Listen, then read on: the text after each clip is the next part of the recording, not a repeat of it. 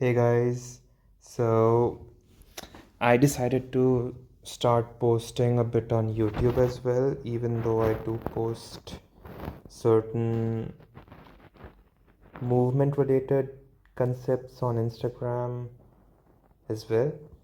So, one of the more advanced concepts that I have come across after training a bit in Boston and maybe trying out a little bit of my luck against martial artists in Netherlands. Maybe not Olympic level, but a bit less. So I used to listen to Elliot Hulse, Ido Portal, Hodge Twins, and I have taken coachings for boxing, Muay Thai, and maybe a little bit of powerlifting. But I used to watch videos of Lu Xiaojun and Dmitry Klokov on weightlifting. So, and other than that, I've also taken classes on salsa. So, based on that, I created a fusion by myself. So, I'll try and explain it through one of the combos that I have over here, and then maybe it will become clear. So, the concept I'm talking about is more of what I call shadow combos. So, it's like this.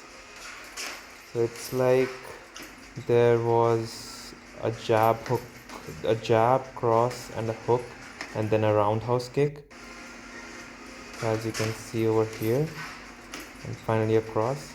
But then for a jab, I replace it with a cross, for the cross with a hook, and then for the hook with a cross, and then for the rear roundhouse with the front roundhouse, and then ending it with a hook to the body. So it's more of what I would call movements that mirror each other. So the purpose is not exactly to. So whenever you train and you are training naturally, and by naturally I mean you can still take certain minerals or herbs like zinc or ashwagandha to enhance your strength and all intermittently. You need to try and focus on the strength of the fascia, the connective tissues, what I would call ballistic strength, what's called fajin in martial arts or rhythm in salsa.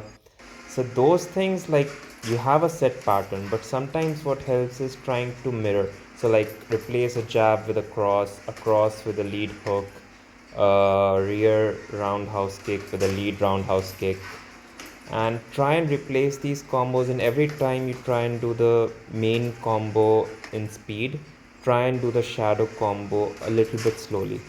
And this is just one example. The other example I would give you is more of the snatches I practice. So this is more like 50 kilograms.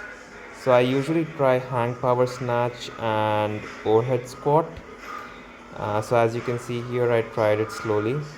And this is one movement for which I would say the shadow is more like, um, I would say a clean and a front squat.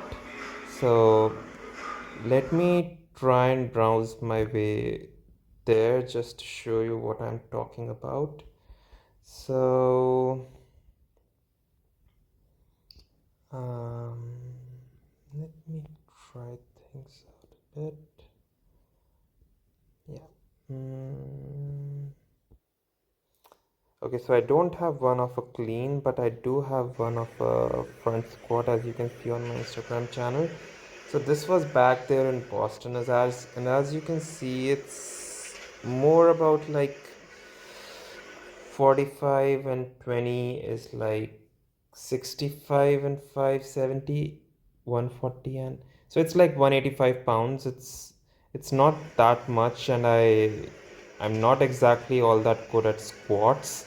But what I found is that when you try and mirror these movements, so try and take everything in gradations of say 12 kilograms, like 12, 24, 36 to 60, 70 to 84. So if I can do a snatch with say an overhead squat with say 48 kilograms, but a clean and front squat with 72 kilograms, then I can use one movement to strengthen the other little by little because the other gradation is going to happen very slowly. The same thing is about a bench press and an overhead press. The only difference is that I was advised not to do too much of an overhead press because it messes up with the scapula and it hits you later on. But there is this concept of what I should say, shadow movements, I would call them. Let me also try and elaborate it a bit more.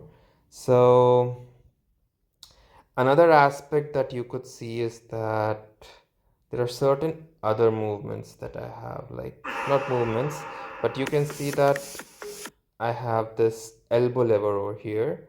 So it's called Mayurasan in yoga. And the shadow of this movement would be something that I practiced separately, and this is called a tuck planche.